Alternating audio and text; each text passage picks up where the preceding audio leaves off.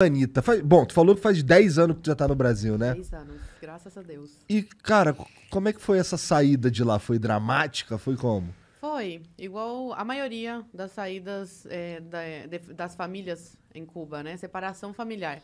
Começou em 2005 com meu pai engenheiro em telecomunicações e eletrônica. Ele ocupava um cargo alto na empresa estatal onde ele trabalhava, para você ter uma ideia. Ele tinha acesso à internet em 2005. Caralho. Era proibido, era crime, né? Cubano ter acesso. E meu pai tinha porque ele trabalhava com isso e era um dos chefes, né?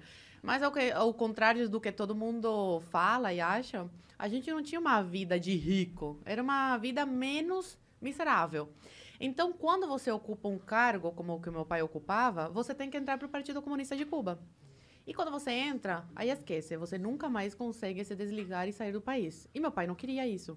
Aí foi quando... Ele tem família brasileira, meu pai, a ascendência dele é libanesa. E há muito tempo atrás, eles migraram. Uma parte foi para Cuba, o avô dele foi para Cuba. Outra parte para o Brasil, Venezuela.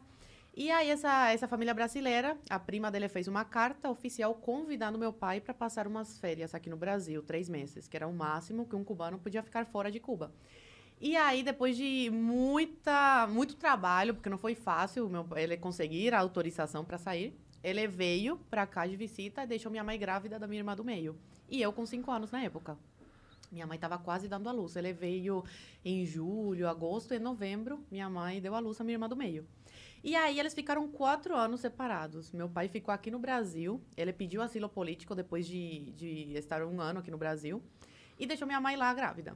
Aí, depois de quase 4 anos, ele consegue tirar minha mãe de Cuba. Como que vocês se mantiveram sem ele lá durante 4 anos? Minha mãe, meu tio, irmão dela, mandava coisas para ela vender no mercado negro. Roupa, essas coisas. Que o governo, ele finge que não vê essas coisas.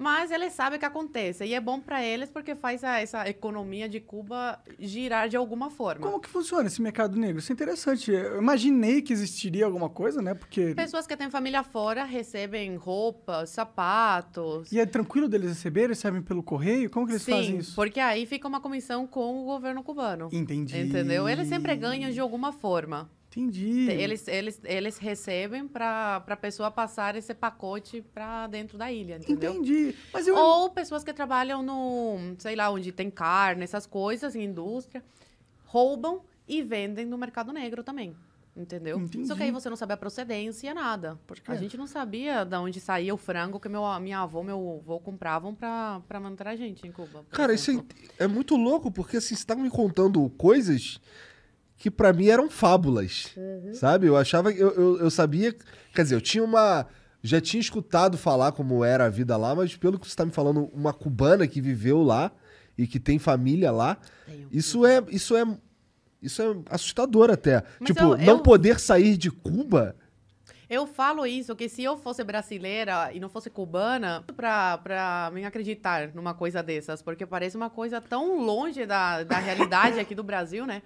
Mas, infelizmente, é isso que os cubanos passam. Atualmente, o cubano pode sair da ilha, tá? Só que é muito difícil, tem que ter muito dinheiro e, geralmente, quem consegue é quem tem família fora, que aí consegue bancar essa saída. Agora tá mais liberada essa saída, não como antigamente, que era completamente... Por exemplo, criança não podia sair de visita. Por isso que meu pai teve que separar toda a família.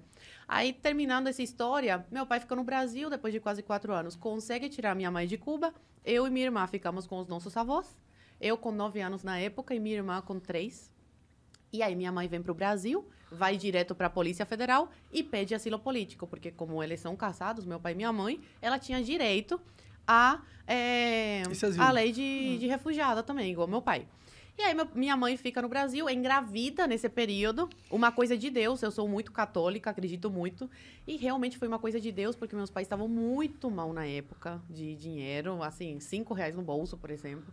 E minha mãe fica sabendo que tá grávida. Aí foi um caos. Meu Deus do céu, como é que a gente vai sustentar mais uma boca, né? E ainda tem que mandar dinheiro para Cuba para nossas filhas lá conseguir, né, comer decentemente, né? Um franguinho, essas coisas.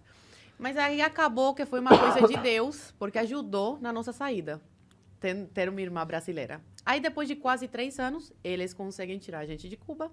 Meu pai conhece a minha irmã do meio com 5 anos e volta a me ver com 12. E a gente conhece a nossa irmã caçula brasileira, juinvilense, Santa Catarina, com quase 3 anos.